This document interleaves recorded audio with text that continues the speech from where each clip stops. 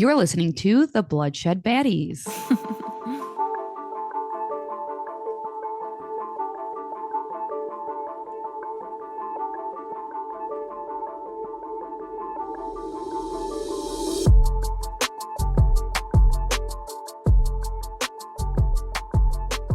Hi, I'm Lex, And I'm Sam.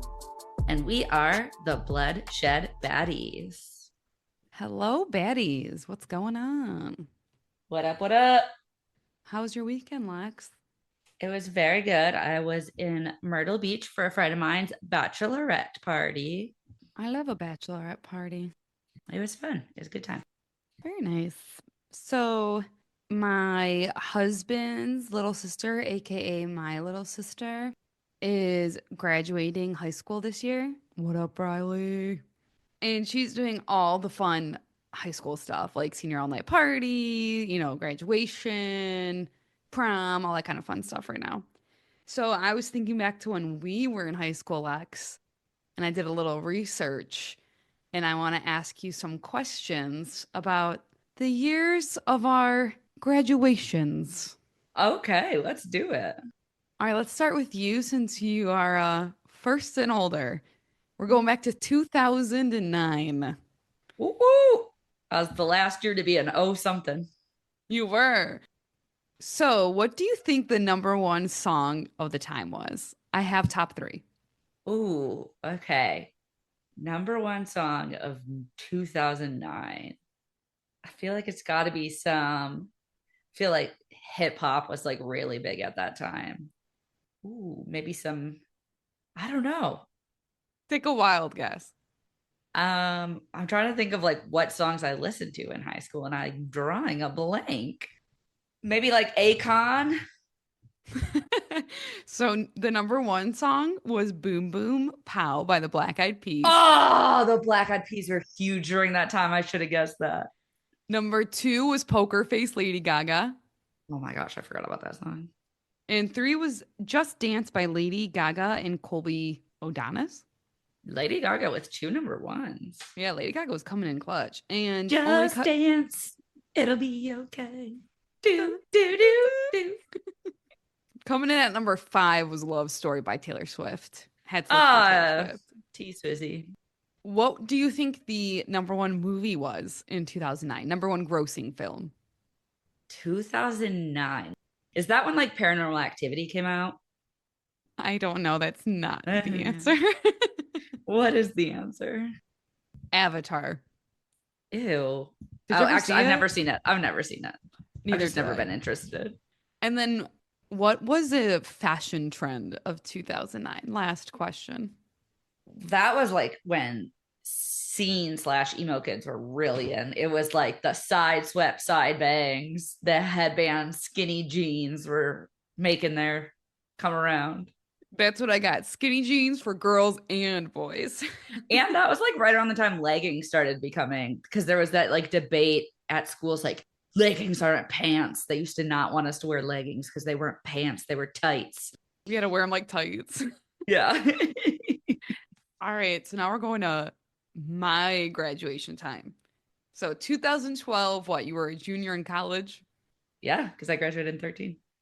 So what was the number one song, do you think, for Sam's high school senior year? I feel like because 2012 was like when the world was supposed to end, right? That is correct. um, and what was that song? It was like everybody's class song that year about the world ending. Ours was Baby, Party tonight. Like It's 2012. Isn't that a song?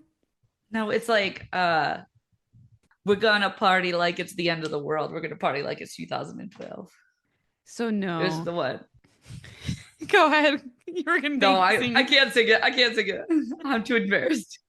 But somebody that I used to know by how do Oh, I say that? Gautier? I think so. That was a big popular one. Coming in hot at number two, Call Me Maybe by Carly Oh, Rae Jepsen. Carly Rae. And then We Are Young, which was by Fun featuring Janelle Monáe. I loved that song. Oh, that's such a good one. We are young. Let's set the world on fire. Baby go, ah, yeah. Wow, lovely. Not a great year for T Swift. She was coming in at number 33. We are never getting back together. Oh, What do you think the top grossing film of 2012 was? 2012. Twilight, the fourth one. Didn't that come out in 2012? I have no idea. It was The Avengers. Oh, of course it was. Yes. And then give me one fashion trend from 2012, baby. Chunky necklaces. Yes, statement necklaces was the one. But then I also had to put peplum tops. Remember those? Oh, yeah. I thought they were cute. I don't think I would go back, but they were cute. Nah, they did not look good on my body type. In That case you were wondering, Twilight Breaking Dawn came out in 2011. So you were a I was year close. behind. I thought that would be the top grossing movie, but God, that was so popular at the time. But if you are graduating high school, congrats, or hopefully we took you back to some good times and Comment below with your graduation year and your song, top movie, and some fashion trends from when you graduated. yay! Hopefully that's a nice start to a terrible, terrible, terrible case that Lexi is going to put me through. Today, we are going to talk about a tough case.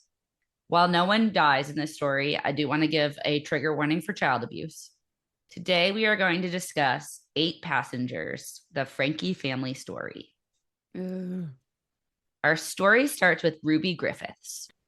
Ruby was born in January of 1982.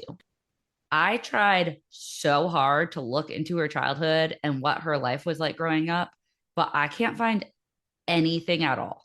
At all. That's so weird. Especially with how big this case blew up. It's crazy to me that nobody came out and was like, this is how she was when she was a child. Yeah. In the year 2000, Ruby married Kevin Franke, who was a professor of engineering at Brigham Young University. They were very devout Mormons. Together, they had 6 children. Her 2 oldest children are named Sherry and Chad. Because the other siblings are minors, I'm not going to use their name in this podcast. I also do want to be respectful. I read Sherry Franke's book, The House of My Mother, A Daughter's Quest for Freedom. It was so good. I highly recommend it. I listened to it and she reads it and it's very good. But anyway, in it, she chooses not to share their names to protect them. And I think, like, as an older sister, I definitely get wanting to just protect your siblings because they weren't protected a lot of their life from the public eye. Yeah, that's very sweet. And like, if they want to tell a story eventually, they can, but like, I'm not going to make this their story. Yes. So in 2015, Ruby started a YouTube vlog called Eight Passengers. There was 8 of them in their family. Her channel became very popular, like very popular. At its height, the channel had 2.5 million subscribers Oh my and goodness. they were making over $100,000 a month. A month? A month. Holy cannoli. Something that I did not know is that in the Mormon faith, it's encouraged to document everything. People of the Mormon faith tend to keep journals to document things. And as a missionary, this was a perfect way for Ruby to share her faith with others. Ruby literally felt called by God to do this. Okay. Sherry recalls that in her memoir, her mom was always one to dole out cruel punishments. Sherry says that she would yell a lot, and it seemed that she could not control her emotions. And she also could not handle her children showing any emotions at all. Sometimes Ruby would go as far as to hurt her children. During Sherry's piano lessons at just 6 years old, Ruby would hit Sherry, but never hard enough to leave bruises. Ugh, I hate this. Ruby seemed to take more of an eye for an eye approach with discipline.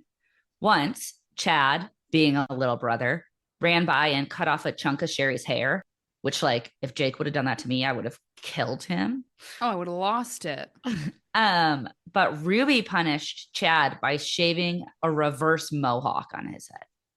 I get so uncomfortable when that's a punishment that parents do. Like anything about like cutting hair or doing something like that. I think that's just very uncomfortable. I don't like that at all.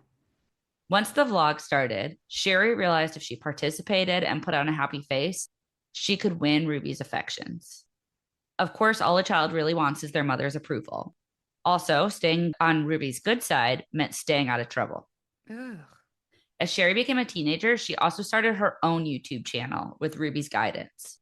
However, Ruby told her that she had to earn her first 10,000 followers herself before Ruby would shout her out on the Eight Passengers channel.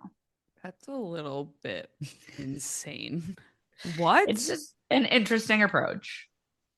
Sherry admits that she exploited her siblings for views on her channel to earn her mom's acceptance. These are her words, though. I don't think that Sherry exploited her siblings. I think she was a child, and this was the only life that she's ever known. I think that's so sad because I think you're right. And I think she probably feels so much guilt and is almost like comparing herself to her mom for exploiting them. And that's what she knew. That's not, she was a young child. That's nothing that she should think ever. Yes. As Sherry got older, she learned about depression in one of her classes. She realized from all the symptoms that she was depressed. She talked to her dad about it, and he was really supportive of her. And they actually ended up finding a therapist for Sherry, and she really started to open up to this therapist. However, one day Sherry got home, and her mom told her that the therapist called and said that Sherry was all better, and the therapist wouldn't see Sherry anymore. What?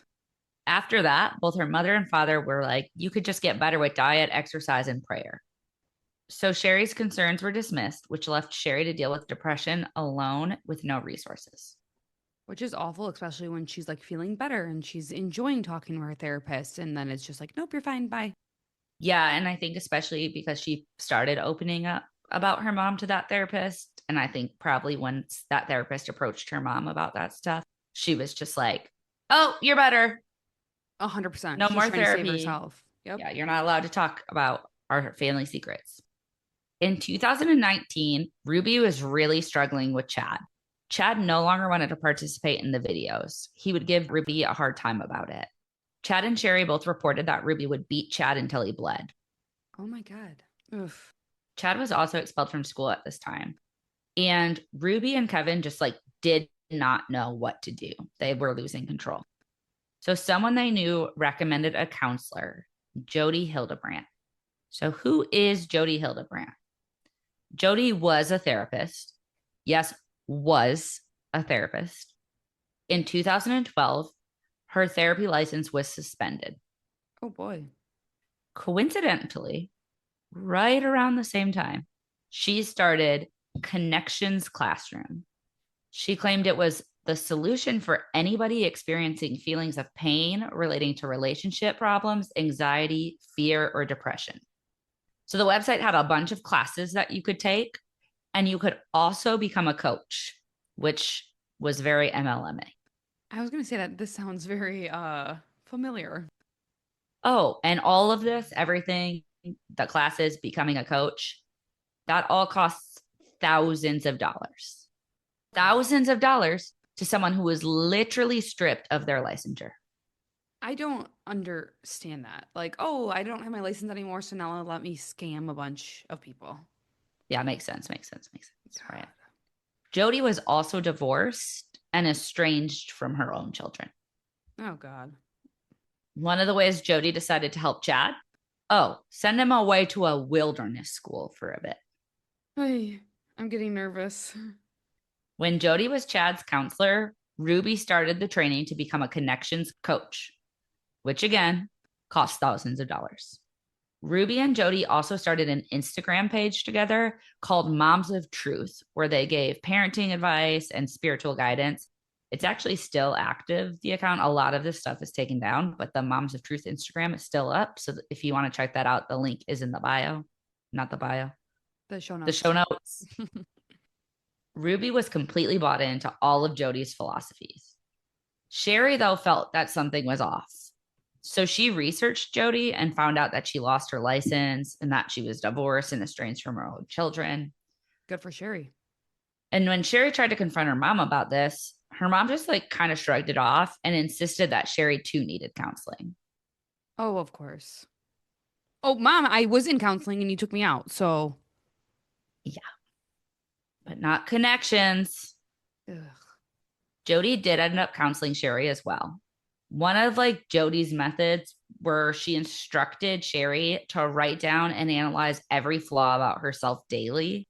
Like when Sherry's talking in her book, she's talking about like she would be like, I had a negative thought 13 times today. I had this kind of thought this many times today. I put myself above others 3 times today. That is so problematic. Obviously, when a child who is struggling with depression is beat down and forced to only think about these thoughts, she ends up believing in Jody and her teachings. Yeah, that's a great way to manipulate people. This is how terrible you are. Now let me help you. I literally said Jody was so manipulative. And she reminds me, and Sherry says it in her book too, of a cult leader. Yes, I was thinking that while you were talking. Like, this seems like a start of a cult. Yeah, it's very cult like tactics. So Sherry even began to like challenge her teachers and her classmates with Jody's teachings and beliefs. She would like call him out on stuff that Jody was calling her out on. And this obviously causes a high schooler to lose all their friends because that's very off putting behavior when you're in high school. Yes, 100%. And she was just manipulated. It's not, ugh, I hate this. Sherry did report that once Jody was in the picture, her mom stopped yelling and was much more in control of her emotions. So then she's probably also seeing that as, oh, it's working. Mom's not screaming Yes. like she always does. However, the punishments do start to become more of psychological torture. In June of 2020, the Franke family's world gets rocked. In an 8 passengers video, Chad mentions that he was sleeping on a beanbag chair in the basement. This had been going on for 7 months. As part of a punishment, he lost his privileges to his bed. What the fudge? This is when viewers start to realize that something is wrong. This punishment seemed to walk the line of abuse. 100%. The channel quickly lost subscribers and 90% of their income. I gotta say, good on the. I'm sure this made Ruby spiral that you're gonna tell us, but good on the people to be like, we're not supporting this. If you're gonna be doing things like that, So Ruby was advised by a lawyer to just like apologize and be like, I'm sorry, I took that one too far. And she refused. In fact, she like doubled down on her beliefs. why? People started to scrutinize other videos as well. And some of these videos, I think some of the ones I'm going to talk about right now is I don't know that they were on the channel at the time, but they've been found since. Some of them might have been on. There is a documentary you can watch. I just like could not make myself watch it because I didn't want to watch these videos. In one video, she threatens to cut off the head of one of the children's teddy bears because they accidentally ruined something that belonged to someone else. That's disgustingly evil. In a video taken on Christmas, the two youngest children watched as everyone opened presents but them. And that was part of their punishment was they weren't allowed to open presents on Christmas. But I had to watch They're everybody else. children. Like what could they have possibly done where they have to sit there and watch everybody open presents and be happy and not be able to do anything? Exactly. In yet another video, she talks about how it is her children's responsibility to make themselves lunch in the morning. They have to pack their own lunch and bring it to school. This is great. Give them a sense of responsibility, blah, blah, blah, blah, blah. But one day, the school calls Ruby and says, one of your kids didn't bring a lunch today. And Ruby said, well, it's that child's responsibility to bring the lunch. I will not be bringing them a lunch up. In fact, I hope no one else gives her food in order to learn her lesson. You are a psycho person. You are a psycho, evil, evil person. That's disgusting. I hope they Yeah, gave her food. I'm sure the school did. I can't Good. imagine that a teacher would Especially listen to after that that. and Yeah. starve the child. I know, like, if I were a teacher, I'd go buy that kid McDonald's for lunch that day. Oh my God, yeah. Things get even stranger in August of 2021. Jody moves in with the Frankies. What? Jody has told Ruby and Kevin that her house had a satanic presence. She believed that demons were engaged in spiritual warfare against her. And Ruby and Kevin believed that Jody was possessed by a demon. I have no words. Absolutely none. They This is said, the point "You're of the possessed story by where a it gets, demon. Come live with us." yeah, yeah, yeah. And it's because she's like doing all this connections work and all this counseling, and their Instagram page is all so godly that these demons are trying to prevent her from doing it, basically. So, okay, sure. Ruby becomes so concerned about Jody that they start sharing a room Together? together. Where's her husband? Not in that room. This is messy. When Sherry returned home from college, she wasn't allowed to enter her own room to get stuff because that's where Jody and Ruby were staying. She had to make an appointment with them to get any of her stuff.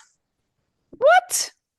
Once, when Sherry saw the inside of the room, she noticed a lot of candles and massage oils. They were doing it. Next, Ruby and Jody make Kevin and Chad move out of the house.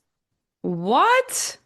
Jody said that Kevin had inappropriate thoughts and he needed to work on himself without talking to anyone else in the family before he could come back. So she's exiling Ruby's husband, Yes. And Ruby's husband is like, you know what? You're right. I got to work on myself. I won't talk to family anymore. I'll move out. Take Chad with me. the older son, right? Yeah, the oldest brother. He's younger than Cherry, but the oldest brother. Which is not great either because obviously the dad was around during all of this. So he's not stopping any abuse. He's letting all this go on. So it's like not a better situation for Chad either. But And okay. he's just like, okay, I'll leave the house, my children and my wife, and never talk to them again until I'm better. Yeah, I'm never going to talk to my children again. You're right. Random lady who got to stay in her house now. That's the weirdest thing I've ever heard in my life. So Sherry's away at college. She's devastated when she hears about this. Devastated. So she attempts to reach out to Kevin and Chad, and they ignore her because Ruby instructed them to. In fact, do you remember Kevin is a professor at Brigham Young University? Yes. Sherry is a student at Brigham Young University. And he's not talking to She her. runs into her dad on campus one time, and he will not talk to her. How devastating. I can't even imagine that. She's like, "Are you okay? Is everything all right?" And he just is like, Yeah. Sherry starts to suspect that the relationship between Ruby and Jody was more intimate than just friends and business partners. I mean, yeah. On one occasion, when the house was empty, Sherry snuck in to get some of her stuff back. She went through her mother's computer, and her suspicions were correct. Ruby and Jody's relationship did end up turning physical. Sherry found journal entries and emails in which Ruby expressed her frustration about having to cater to Jody's needs for physical affection without getting anything in return. What did you want in return? It sounds like this is a very one sided relationship. Okay. So Sounds this, like Jody was very manipulative and made Ruby serve her in all the ways that she thought she wanted to be served. this is just insane. Like Ruby was already problematic as can be, and now she's becoming even more problematic because this even more problematic crazy lady is in the house. It's just like these poor children. I want to scream. I want to hug them, and it's just literally making me so angry and upset. And the dad's a little turd. Sorry, you're doing nothing. After Kevin moved out, Ruby would go spend extended period of time at Jody's house, leaving the kids alone for days. Okay. And neighbors would call Sherry and report this. They'd be like, yo, I see the kids peeking out from the windows. Ruby and Jody haven't been home in days. Sherry attempts to get the police involved. So the police go there, but the children, as instructed, would not open the door for the police. And they weren't allowed to enter without a warrant, which they could not get. How? How? How? I don't know.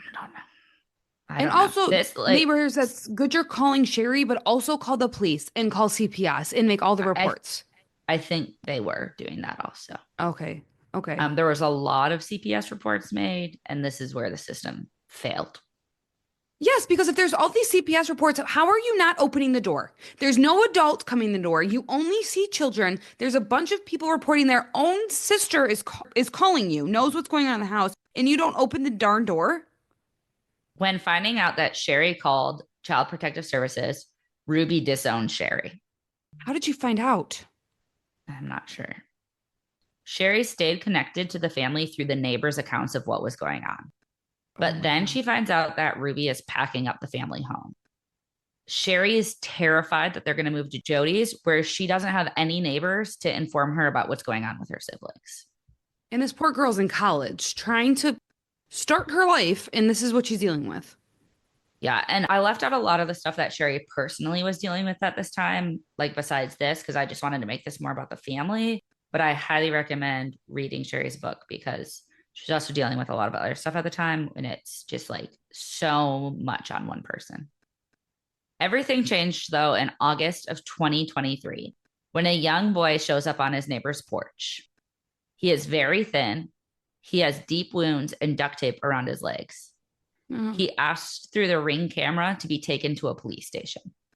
So the woman at the house comes out and gives him some water while a man inside calls the police. Police arrived and learned that he had climbed out a window where he was being held captive with his 10-year-old sister. This young boy is one of Ruby's children. I literally want to cry. Jody and Ruby are arrested, Thank God. and Ruby called Kevin to come get the kids. And when she calls him to come get the kids, she tells him that they're demonically possessed and she can't even imagine what they're lying about. Oh my God. Jody's home was searched and they found rope, handcuffs, medical gauze, and a mixture of cayenne pepper and honey in a safe room. They found a journal in which Ruby documented everything she did to try to exorcise the children. The two youngest children were the only ones kept at Jody's. The two middle children were at a neighbor's, They like moved in with a neighbor. apparently. So, okay. The son had told the police about their torture, which included standing on hot pavement, being held down by weights, and being dropped off in the desert and told to run. What the heck is wrong with those two women? Ruby and Jody plead guilty to 4 counts of aggravated child abuse. Ruby claimed at her sentencing that she was manipulated by Jody. I do believe that she was manipulated by Jody. However, Ruby was abusive before Jody came along, and even being manipulated by someone is no excuse for the way she treated the children. 100% agree, because that's what I was thinking. Yes, there's obviously clear manipulation from this woman to the whole entire family. However, you were abusive before, and as a parent, you need to protect your children. That is your flippin' job. And the fact that there are parents out there that are the tormentors in their children's life, manipulation or not, is disgusting to me. Absolutely makes me want to vomit and beat the crap out of these two women. Both Ruby and Jody were sentenced to 4 consecutive sessions of 1 to 15 years. One, The Utah Board of Pardons and Parole will determine how much jail time they actually serve. However, there is a Utah law about consecutive sessions that will cap their sentences at 30 years. so the most they will spend in jail is 30 years. Yes. No, literally no. In addition to her book, Sherry has used this horrible tragedy to do something good in the world. Sherry was essential in drafting a bill that was passed in March of 2025. It's a Utah law that protects child influencers. Under the law, if a family makes more than $150,000 a year from online content with children in it, they are required to set aside 15% of earnings into a trust fund that the child can access when they turn 18. Yes. This law also ensures that when children influencers turn 18, they can have any content they appeared in removed from social media platforms if they want to. Yes, yes, yes. Because 90% of the time, the child is not asking for this, it's the parent. A child can never fully consent to being online because there's always going to be that pressure of what their parents want and making their parents happy. Yes. And that is the story of the Franke family. Do you know what happened to the dad? He's in the documentary. He's like rekindled his relationship with his kids. Like, I feel like he was part of the problem as well. Yeah, and I think like he can't be charged or anything because he wasn't even living in the house when like the When that actual, I mean, they were, of course, there was abuse happening throughout, before. but like the clear signs that were caught in the real like torture abuse, he was not. He was gone for a So while before that happened, like years.